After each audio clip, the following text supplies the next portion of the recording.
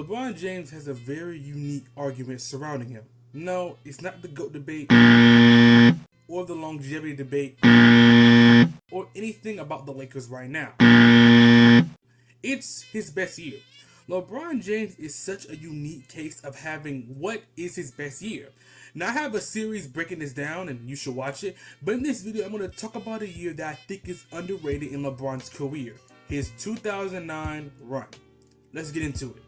First, let's start with the stats and basic information, then we'll get into my opinion. LeBron at this time frame was still in his first stint as a Cleveland Cavalier. And this team is infamously known as the team that wasn't really good enough to compete in the East. LeBron, after making the 2007 NBA Finals but falling short, was looking to make it back in 2009. LeBron's supporting cast was as followed: Daniel Gibson, J.J. Hickson, Zydrunas Ilgauskas, Anderson Varejao, Delonte West, Mo Williams, Wally Szczerbiak, and an old Ben Wallace. Yeah, and the rest of the names don't even matter. Anyways, even with this record, LeBron led this team to a 66-19 record. We will get to his individual stats later on, but for now we will focus on his team's success. The Cavs were the first seed and went into the first round against a familiar foe. In the first round, they played the Detroit Pistons. The Pistons just got rid of Ben Wallace and Chauncey Billups and were trying to regroup after their former stars left. LeBron dominated the Pistons. In Game 1, he dropped 38 points, 8 rebounds, 7 assists on 65-25-78 splits. In Game 2, he dropped 29 points, 13 rebounds, 6 assists on 50-40-76 splits. In Game 3, he dropped 25 points, 11 rebounds, 9 assists, 3 steals, 2 blocks on 47-0-63 splits. And finally, in Game 4, he dropped 36 points, 32 rebounds, 8 assists, 2 steals, and 1 block on 40-0-91 splits. Now, LeBron in the earlier parts of his career struggled with the shooting aspect of things, but even with that, he still dominated. This whole series, he averaged 32 points, 11.3 rebounds, 7.5 assists, 1.5 steals on 50-17-79 splits. LeBron and the Cavs swept the Pistons and moved on to the second round. In the second round, they played the Atlanta Hawks. The Hawks had some familiar faces a part of them, as they had Joe Johnson, Josh Smith, Mike Bibby, and Al Horford, but again, LeBron dominated.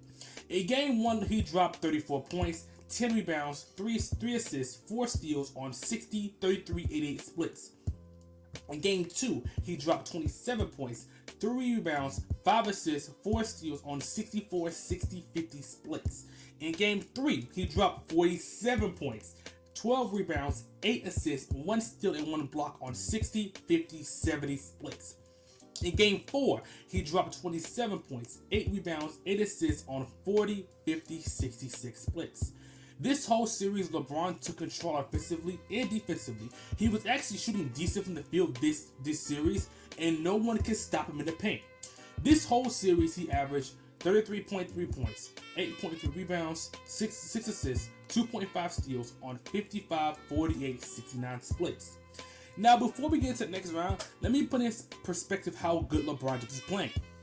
Now, on the West side of things, someone with the name of Kobe Bryant was also playing great, as he had just failed to win the championship the year prior, as the Boston Celtics won the 2008 NBA championship. So, with Kevin Garnett going down with the injury, the Boston Celtics failed to make it to the Eastern Conference Finals. The Lakers won the past NBA Finals, and everyone wanted LeBron James, the new dominant player in the league, going against a dominant figure of the past. LeBron and the Cavs were going against the Orlando Magic. The Magic were being led by a center sensation, Dwight Howard, who I'm making a video on next. Anyways, they had a very unique team that will be talked about in another video. This series was in the way of a LeBron-Kobe finals. In Game 1, he dropped 49 points, 6 rebounds, 8 assists, 2 steals, and 3 blocks on the 66-50-60 splits. Completely dominated. Unfortunately, the Cavs lost by 1 point, but LeBron will get his get back. In Game 2, he dropped 35 points, 4 rebounds, 5 assists on 52-32-83 splits. In this game, actually, instead of explaining it, I'm going to just show it. Towards half court. Mo Williams will throw in. Rashard Lewis playing off the ball. Lewis gets it to LeBron for 3 for the win. Yes! LeBron James at the buzzer! Cavaliers, after blowing a 23-point lead, are indeed fortunate to come away. Yes, the only 3-point shot he hit in this game was the game winner to tie this series up 1-1. In Game 3, he dropped 41 points, 7 rebounds, 9 assists, 2 steals on 39, 12, 75 splits. In Game 4, he dropped 44 points, 12 rebounds, 7 assists on 44, 40, 77 splits. In Game 5, he dropped 37 points, 14 rebounds, 12 assists on 45, 0, 80, 78 splits. In Game 6, he had his worst game in the playoffs, arguably, as he dropped 25 points, 7 rebounds, 7 assists on 40, 25, 63 splits. Now, the Orlando Magic beat this Cavs team, and the thought of a Kobe and LeBron finals will always be a what if. So, now that I gave you stats and basic information, let's get to my opinion. LeBron was being criticized heavily for his defense and also his lack of shooting. LeBron this year averaged 28.4 points, 7.6 rebounds, 7.2 assists, 1.7 steals, 1.1 blocks on 48, 34, 78 splits. LeBron won the MVP this year as it wasn't even close. He was also second in Defensive Player of the Year voting, as unfortunately Dwight Howard deserved it as he was a beast this year. But it shows the underrated leap LeBron took defensively as well. LeBron was top 3 in points this year, top 10 in steals, top 10 in assists, top 3 in usage rate, number 1 in win shares, and number 1 in PER. If you don't know what win shares, usage rate, or PER are, I can explain briefly right now. Usage rate is an estimate of the percentage of a team plays used by a player while he was on the floor. Win shares is a measure that is assigned to players based on their offense, defense, and playing time.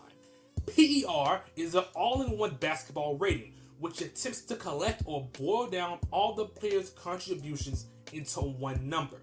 Now that we got all the information and all the definitions out the way, this perfectly tells you how LeBron was on the Cleveland Cavaliers. Now, I think LeBron has unique issues that kind of restricted on how the Cavs can rebuild around LeBron, but that's the video for another day.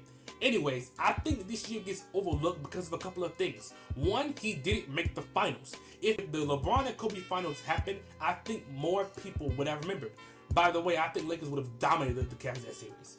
Anyways, the next reason is just because some years just overblown. I think his 2009 campaign should be talked about in his dominant year conversation, but it gets overlooked because how overrated 2018 LeBron James is. Anyway, the East. The Eastern Conference, apart from the Orlando Magic and Boston Celtics, just wasn't that good compared to a tough Western Conference.